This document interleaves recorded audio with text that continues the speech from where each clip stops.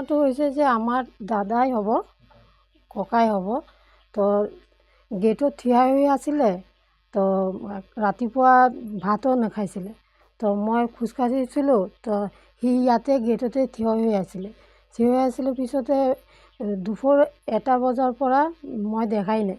তো খেতিত গৈছিলে ভাবিছিলোঁ। তো খেতিতো যোৱা নাই। তো মোৰ দেউতা আহিছে, দেউতাক সুধিছোঁ, তো দেউতাই কৈছে যে নাই তাত। তো তাৰ পিছৰ পৰাই তাক পোৱাই নগৈছে।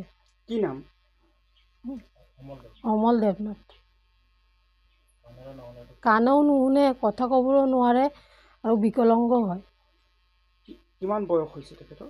বয়স 50 হ'ব। কি হৈছে ক'লৈ গৈছে বুলি আপোনালোকে ভাবিছিল?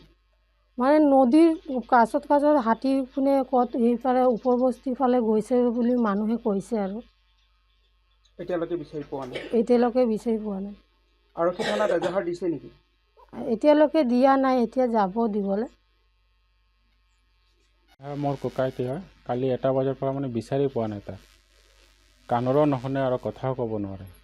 এতিয়া কোনোবা পালে অলপ সহায় কৰি আমাৰ কণ্টেক্ট নম্বৰত কল কৰিব।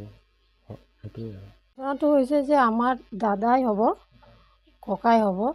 তো গেটত থিয় হৈ আছিলে। তো ৰাতিপুৱা ভাতো নাখাইছিলে।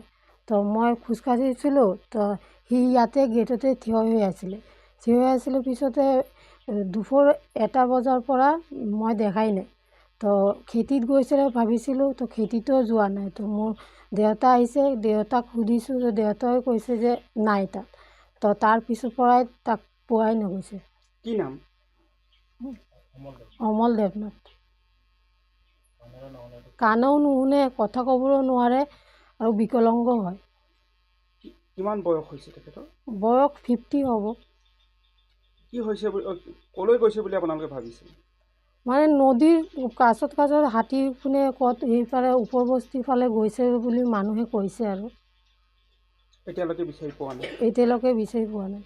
আৰক্ষী থানাত এজাহাৰ দিছে নেকি? এতিয়ালৈকে দিয়া নাই, এতিয়া যাব দিবলৈ। মোৰ ককাইটি হয়। কালি 1টা বজাৰ পৰা বিচাৰি পোৱা নাই তাক। কাণৰো নুশুনে আৰু কথাও ক'ব নোৱাৰে। এতিয়া কোনোবা পালে অলপ সহায় কৰি আমাৰ কণ্টেক্ট নম্বৰত কল কৰিব। সেইটোৱে আৰু। ঘটনাটো হৈছে যে আমাৰ দাদাই হ'ব, ককাই হ'ব। তো গেটত থিয় হৈ আছিলে। তো ৰাতিপুৱা ভাতো নাখাইছিলে। তো মই খোজকাঢ়িছিলোঁ। তো সি ইয়াতে গেটতে থিয় হৈ আছিলে।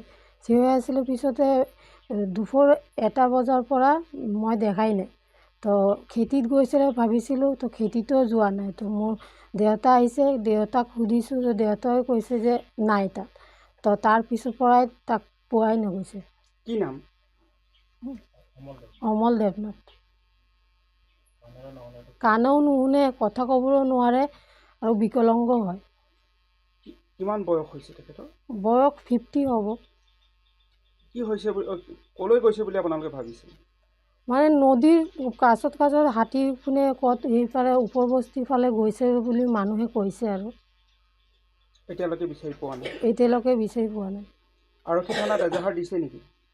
এতিয়ালৈকে দিয়া নাই, এতিয়া যাব দিবলৈ। মোৰ ককাইটি হয়। কালি 1টা বজাৰ পৰা বিচাৰি পোৱা নাই তাক।